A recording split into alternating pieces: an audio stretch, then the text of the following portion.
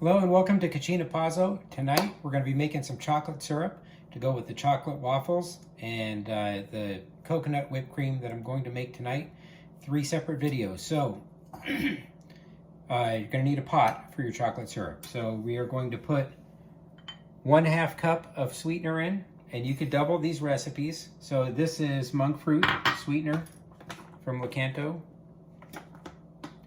So we are going to put 1/4 cup of cocoa powder. This is the brand that I'm using, Natural Dutch Blend, Seiko Pantry. So we're going to put a pinch of salt. So nothing crazy so far. Going to give that a quick stir, blend it all together. Okay, we have 1/4 cup of water going in there. And that's it. So this is going to go on the stove. We're going to give this a stir. Make sure it's incorporated. I'm going to move you down so you can see what I'm doing here.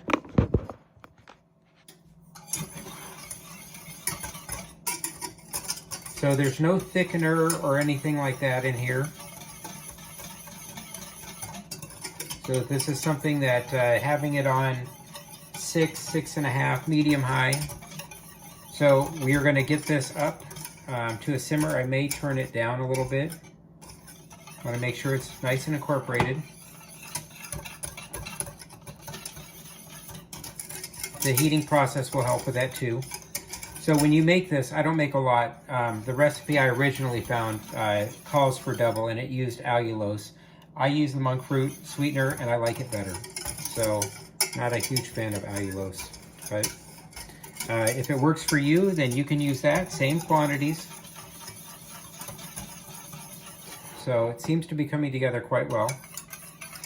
So keep stirring. This is a fairly quick process. And then we're going to let it cool to room temperature, and then you could store it in the fridge for, I think it's up to 2 or 3 weeks, or you've even put this in the freezer for, I think 6 months, but I'll probably go through this. You can use it as a dessert topping. It'll be thicker once you put it in the refrigerator, so keep that in mind.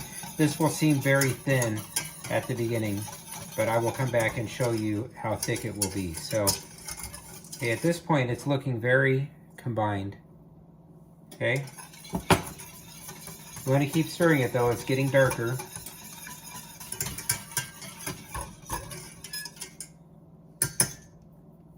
So we'll let that sit just a second. Move some of these off to the side. And then at the end, after this simmers, we're going to add a little bit of vanilla. Just like 1/4 to 1/2 teaspoon. But we add that at the end.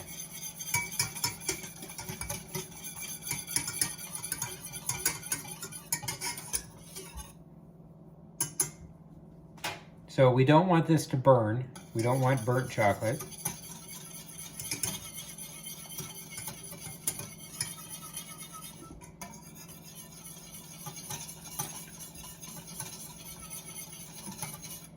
And I got to tell you, this is so good, it's hard to believe that this is actually low carb. But for like 3 tablespoons, I think it's 2 carbs. And most likely we're just going to use a tablespoon of this. So I'm hoping you can see that it just started to simmer. And we're going to turn it down to simmer. We want to simmer this for 2 minutes. So timer 2, start. So stir this like crazy. You're cooking the water out of this. Not all the water, but you're reducing the ingredients that are there. And you want to combine everything so that it stays together and doesn't separate later. So that's why the 2 minutes.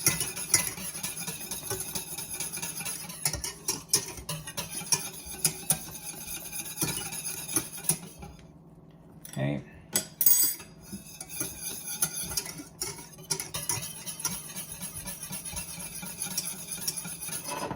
Again, smelling very chocolatey, looking very chocolatey. You could buy a bottle of the sugar-free chocolate syrup, but I'll be honest, this is so great. You're absolutely going to love this recipe. So, and I think it makes enough that I don't have to double the batch. I would never go through double the amount of this chocolate. It's actually very, very quick to make.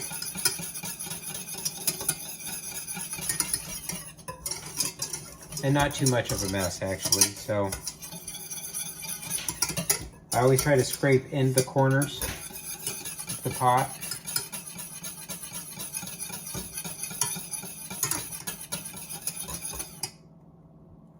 Okay, still simmering. 30 seconds left. Okay, my burners stay long for a little while, so we're going to turn that to off. Okay. Get our lid off.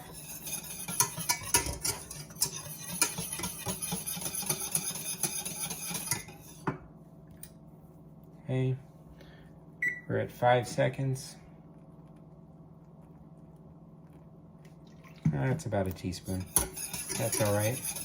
Little vanilla. Okay.